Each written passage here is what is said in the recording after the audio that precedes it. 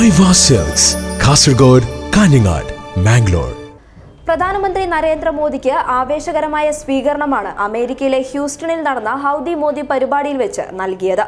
രാജ്യത്തെ മോദി സർക്കാരിന്റെ എല്ലാ വീഴ്ചകളെയും പ്രധാനമന്ത്രി ജവഹർലാൽ നെഹ്റുവിന്റെ തലയിൽ കെട്ടിവെക്കാൻ കേന്ദ്ര നേതാക്കളെല്ലാം പരമാവധി ശ്രമിക്കാറുണ്ട്.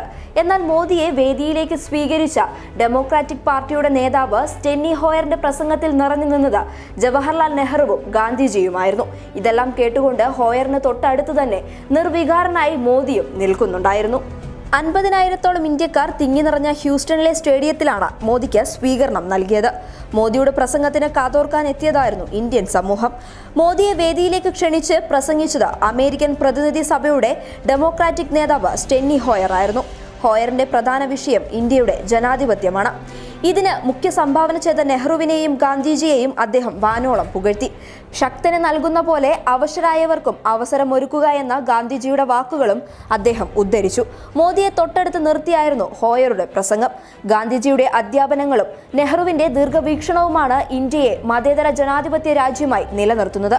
പുരാതനമായ പാരമ്പര്യത്തിന്റെ കരുത്തിൽ നേടിയ ഭാവിയാണ് ഇന്ത്യയുടെയും അമേരിക്കയുടേതെന്നും ഇതിൽ അഭിമാനമുണ്ടെന്നും അദ്ദേഹം പറഞ്ഞു.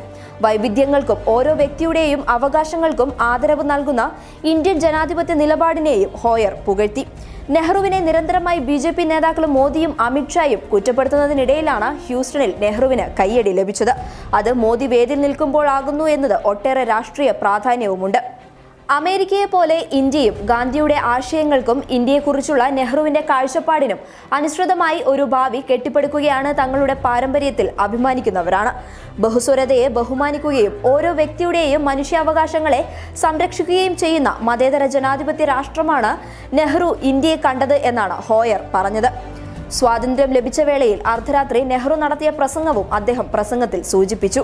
ഓരോ കണ്ണിലുമുള്ള എല്ലാ കണ്ണുനീരും തുടയ്ക്കുകയെന്ന ഗാന്ധിജിയുടെ ആഗ്രഹത്തെക്കുറിച്ചാണ് നെഹ്റു പറഞ്ഞത്. കണ്ണീരും വേദനയും ഉള്ളിടത്തോളം കാലം നമ്മുടെ ജോലി തീരുന്നില്ല എന്ന വാക്കും അദ്ദേഹം എടുത്തു പറഞ്ഞിരുന്നു എന്ന് ഹോയർ സൂചിപ്പിക്കുന്നുണ്ട്. News desk public Kerala.